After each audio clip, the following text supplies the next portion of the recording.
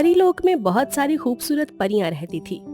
उनमें से बेला नाम की परी सबसे खूबसूरत थी। वह हमेशा सफेद वस्त्र ही धारण करती थी। जिधर से निकलती उधर बेला के फूलों की खुशबू से पूरा वातावरण सुगंधित हो उठता था। उसको पृथ्वीलोक में घूमना बहुत पसंद था। एक बार जब वो किसी जादूगर की गुफा के ऊपर से उड़ती हुई जा रही थी, तभी जादूगर के नथुनों में बेला के फूलों की खुशबू आ टकराई। ओह, ये परी तो मेरे पास होनी चाहिए, चाहे इसके लिए मुझे कुछ भी करना पड़े।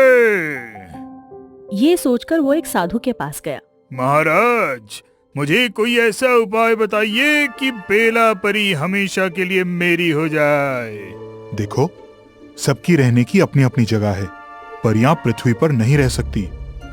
मैं बेला परी को कैसे प्राप्त कर सकता हूँ? आप जल्दी बताइए, वरना मैं आपके सामने अपने प्राणों की बलि दे दूंगा। साधु ने अपने ऊपर लगने वाली हत्या के दोष से बचने के भय से ना चाहते हुए भी उसे एक उपाय बता दिया। जादूगर चला गया। वो बेला परी को पाने के लिए कुछ भी करने को तैयार था। चलो आज धरती पर चलते हैं। हाँ चलो। दोनों ने अपनी जादुई छड़ी उठाई और उड़न खटोले पर बैठकर धरती की तरफ आ गई। रात का घना अंधेरा छाया हुआ था। उन्होंने अपना उड़न खटोला एक जंगल में वृक्ष के नीचे रख दिया और आसमान में उड़ती हुई आलीशान राजमहल के ऊपर पहुंच गई। नीलम, वो देखो, महल की छत पर कितना खूबसूरत राजकुमार उदास बैठा है।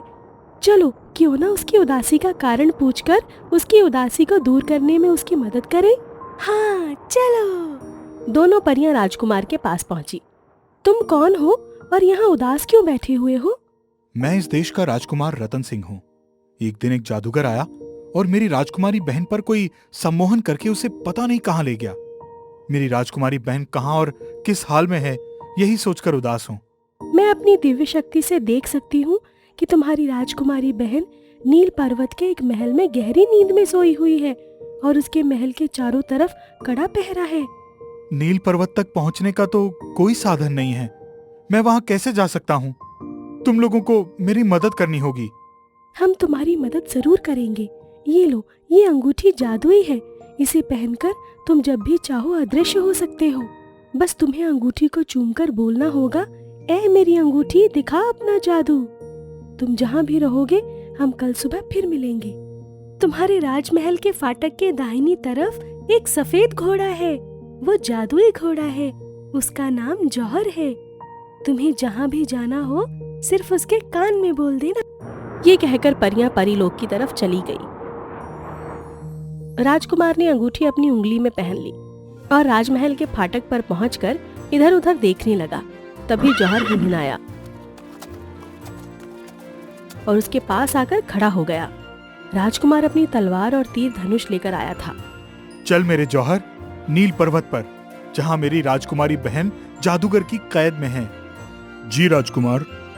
जौहर हवा के वेग से भी तेज उड़ने लगा और समुद्र, नदियों और पर्वतों को पार करते हुए नील पर्वत पर जादूगर के महल के सामने खड़ा हो गया।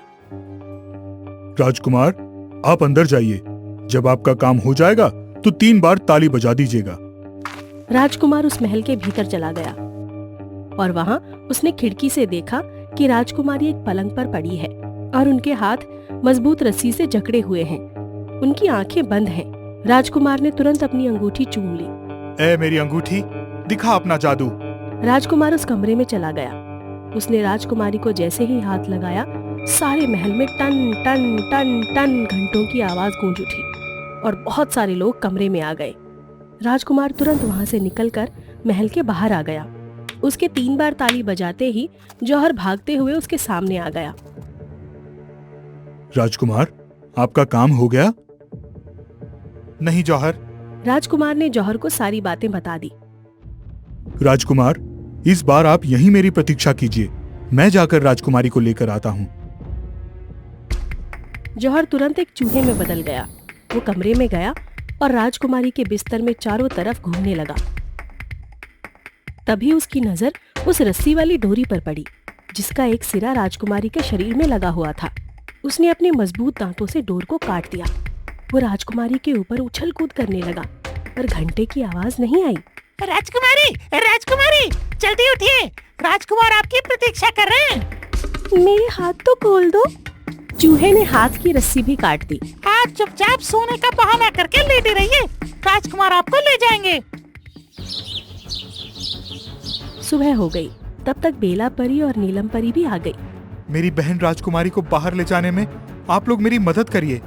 राजकुमार, ये छड़ी लेकर अंदर जाओ, तुम्हारे काम आएगी। राजकुमार ने अपनी अंगूठी चूम ली और कमरे में चला गया। उसने देखा कि उसी समय जादूगर राजकुमारी के बिस्तर के पास खड़ा होकर कोई मंत्र पढ़ रहा है। राजकुमार ने तुरंत बेला परी की छड़ी से उसके सिर पर वार कर दिया और जादूगर चीखता हुआ वहीं गिर गया और बेहोश हो गया। भाई, कहाँ हो तुम? राजकुमार उसके सामने आ गया। तभी एक और आश्चर्य हुआ। उस कमरे की दीवारों में से कई दरवाजे खुल गए और हर दरवाजे से 4-5 राजकुमार और राजकुमारियां निकलकर बाहर आ गए। राजकुमार, मैं वीरपुर का राजकुमार देवांश हूँ। आपके पास बेला परी की छड़ी है क्या? हाँ, क्यों? तुम्हें कैसे पता? ये जादूगर उस परी को पाने के लिए ही यहाँ सबको कैद कर रहा है। वो सबकी बलि चढ़ाकर बेला परी को प्राप्त कर लेगा।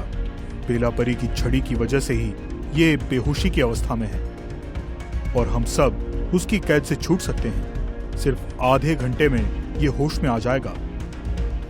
तब तो बेला परी भी खतरे में पड़ जाएगी। तुम लोग जल्दी से बाहर भागो। सभी लोग बाहर की तरफ भागे। बाहर ही दोनों परियां राजकुमार की प्रतीक्षा कर रही थी। उन्होंने जैसे ही सबको आते देखा, राजकुमार रत्न और उनकी बहन कहाँ हैं? पीछे से राजकुमार भी राजकुमारी के साथ आ गया। उसने बेला परी की छड़ी उसको दे दी और बेला परी, तुम यहाँ से जितनी जल्दी हो सके निकल जाओ। वैसे भी रात होने वाली है। सब लोग हमारे राजमहल की छत पर मेरा इंतजार करना। मैं आकर सारी बात बताता हूँ। नीलम परी ने तुरंत अपनी छड़ी घुमाई और 2 उड़न खटोले आ गए। सभी लोग उड़न खटोले पर बैठकर उड़ गए। राजकुमार रतन सिंह ने जादूगर के महल से बाहर आकर 3 बार ताली बजाई। जौहर भागते हुए आ गया। राजकुमार ने उसके कान में कहा, राजमहल चलो दोस्त। सभी लोग अपने साथ बेला परी और नीलम परी को पाकर बहुत खुश थे। 2 साल से उस दुष्ट जादूगर की कैद का दुख भी हल्का हो गया था। सब बेसब्री से राजमहल की छत पर राजकुमार की प्रतीक्षा कर रहे थे। राजकुमार के आते ही, ओ राजकुमार, तुम सुरक्षित पहुंच गए। अब बताओ, तुम क्या कहना चाहते थे? राजकुमार देवांश, हमें जैसा बताया उससे तो मैं यही सलाह दूंगा कि तुम पृथ्वी लोक पर कभी मत आना। मैं तो चाहता हूँ कि तुम हमेशा हम सब के साथ रहो, पर हमारा पृथ्वी लोक तुम लोगों के रहने लायक नहीं है। यहाँ हर इंसान अपने स्वार्थ के लिए पशु पक्षियों, इंसानों, यहाँ तक कि परियों को भी सताने से बाज नहीं आता। ऐसा क्या हुआ? वो जादूगर तुम्हें प्राप्त करने के लिए ही मासूम लोगों की बलि चढ़ाना चाहता था। ओ राजकुमार रतन सिंह, मैं अब से पृथ्वी लोक पर कभी नहीं आऊंगी, लेकिन मैं तुम्हें जौहर को सौंप कर जा रही हूँ। हाँ, तुम्हें जब भी हमसे मिलने का मन हो, जौहर के साथ आ जाना। बाकी सभी राजकुमारों और राजकुमारियों को हम अपने उड़न खटोले से उनके राज्य की सीमा में छोड़ देंगे। सबने एक दूसरे को अलविदा कहा और उड़न खटोले पर बैठकर चले गए। तभी से परियों ने पृथ्वी लोक पर आना छोड़ दिया। हम मनुष्यों ने अपने स्वार्थ के लिए परीलोक से हमेशा के लिए नाता तोड़ लिया।